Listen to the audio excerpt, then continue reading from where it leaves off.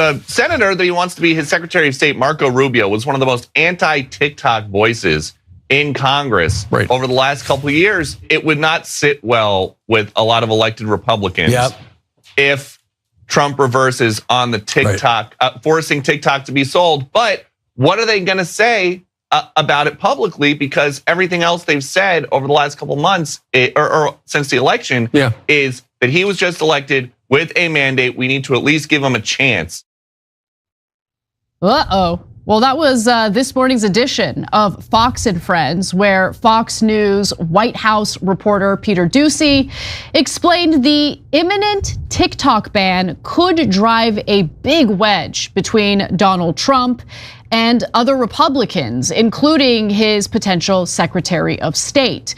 Now, let's back up for a second and just do a little bit of a refresher on the issues with TikTok, the efforts to ban TikTok, and where Donald Trump specifically stands on this issue. So this year, Congress actually did pass a law that would force ByteDance, TikTok's parent company, to divest from the app by January 19th. Failure to do so would mean that TikTok is banned here in the United States. So Trump, as we all know, is set to assume office on January 20th and has publicly stated his opposition to a TikTok ban, despite the fact that previously he was very much in favor of a TikTok ban. Now, we'll get to why he changed his mind in just a minute, but it has a lot to do with one of his big donors, and that's Jeffrey Yass. He's a billionaire, and a December regulatory filing showed that Yass's trading firm owned about 2% of Digital World Acquisition Corporation, which merged with Trump Media and Technology Group in March. So that stake of about 605,000 shares was worth about $22 million based on Digital World's last closing share price. He also has a massive stake in ByteDance.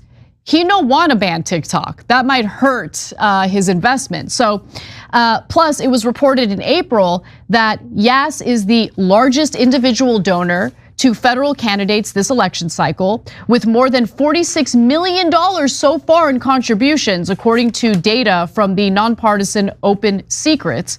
Yass gave more than $15 million to the Club for Growth's super PAC months before the group announced it was supporting Donald Trump. So last night, Donald Trump actually did meet with the CEO for TikTok, gentleman by the name of Shou-Zi Chew.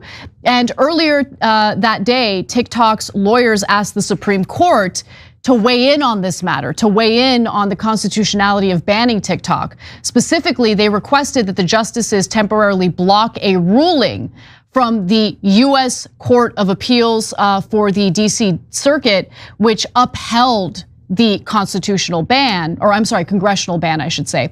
So finding it consistent with the First Amendment because the judges said it does not target a specific message or point of view for censorship, but instead seeks to address the ability of a foreign adversary to manipulate content covertly. That's why the appeals court upheld the congressional ban.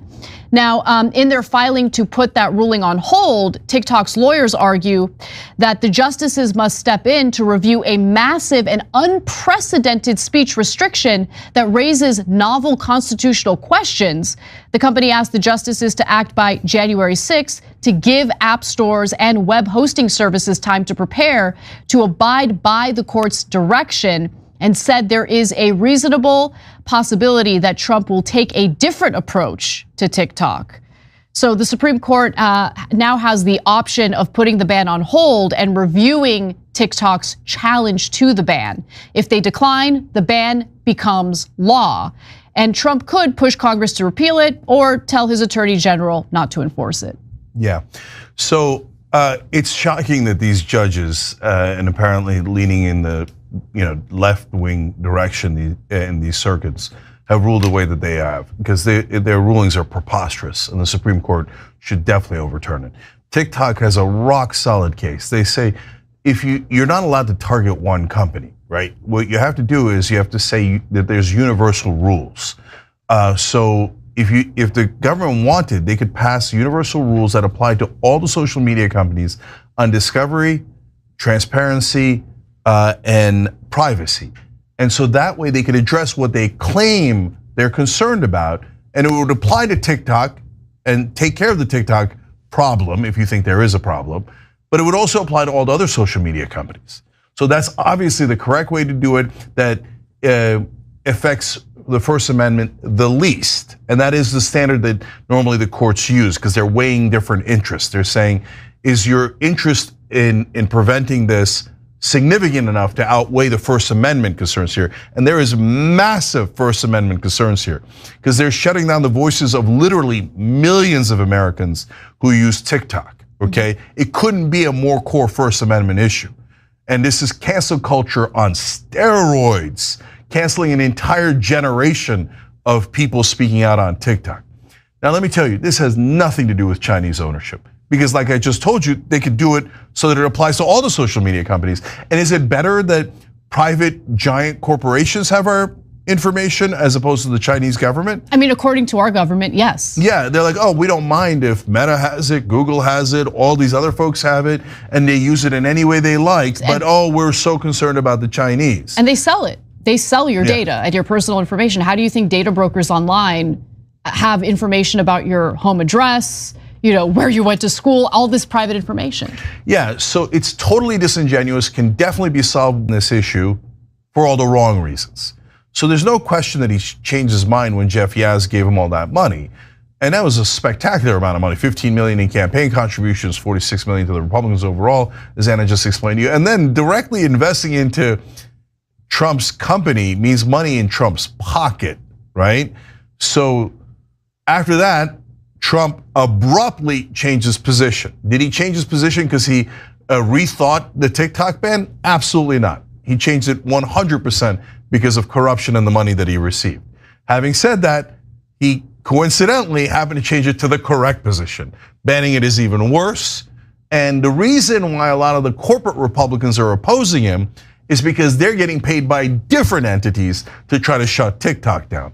And one of them is the one that has the name that shall not be spoken, which is Israel. Yeah, when it comes to the concerns of foreign influence, it is fascinating how they pick winners and losers, right? Yeah, and here, they're not trying to shut down TikTok because of their concerns about China. They're trying to shut it down because of their concerns about Israel. Because and we're gonna prove it to you guys. This isn't just wild speculation. They've said it several times, including in that segment we showed you just a second ago. Okay, so why don't we actually do that right now? So here is Brian Kilmeade parodying an establishment talking point about how TikTok is a problem for a very specific reason. Most young people are getting the news from TikTok. They have a great algorithm, they have a great business plan. But try to find some pro-Israel stories on the timeline, on the news feed for TikTok. Now, if the tariffs go against China, you watch slowly but surely a lot of the pro-tariff talk will take a lower profile to the pro-tariff talk, to the anti-tariff talk because it goes to China. Do you want China controlling the #1 news feed for the next generation of Americans? Ain't nobody talking tariffs on TikTok. I'm just, come on. So, no, he's like, we can't let another country control what our kids are hearing because it might not help Israel. Okay, do you hear yourself? Do you hear yourself? And guys, it's not about tariffs. It's hilarious that they're talking about tariffs. No, and Brian, it's not because China's cheating against Israel. It's because young people across the world are livid at what Israel's doing, which is killing 46,000 people, 16,000 children. We see it with our own eyes. All these horrible, horrible deaths, and people are outraged by it. They're like, shut them down. Shut them down, these young American kids. They shouldn't be allowed to speak against our beloved Israel. And you're worried that TikTok is controlled by a foreign government. No, it sounds like you're worried that the TikTok is not controlled by a foreign government. Or more importantly, it seems like you're concerned with where the hearts and minds of TikTok users are on a very specific issue. You don't agree with where their hearts and minds are at, so you want to shut that platform down. And by the way, Kilmeade is far from the only person who gave the game away. Here's Mitt Romney. Some wonder why there was such overwhelming support for us to shut down potentially TikTok or other entities of that nature. If you look at the postings on TikTok and the number of mentions of Palestinians relative to other social media sites, it's overwhelmingly so among TikTok broadcast. So I'd note that's of real interest, and the president will get the chance to make action in that regard. Typically, the Israelis are good at PR. What's happened here? How have they and we been so ineffective at communicating the realities there and our point of view? For the second time, that ceremony will be moved inside the US Capitol. Trump made his way from West Palm Beach, Florida with his wife Melania Trump and their son Barron aboard the US military C-32 aircraft on the flight-dubbed Special Air Mission 47, a nod to Trump becoming the 47th president on Monday. It is courtesy that traditionally been extended by outgoing invitation to the incoming one. Trump did not make a government plan available to President Joe Biden ahead of his inauguration in 2021. And instead, the Democrat flew to Washington on a privately chartered aircraft.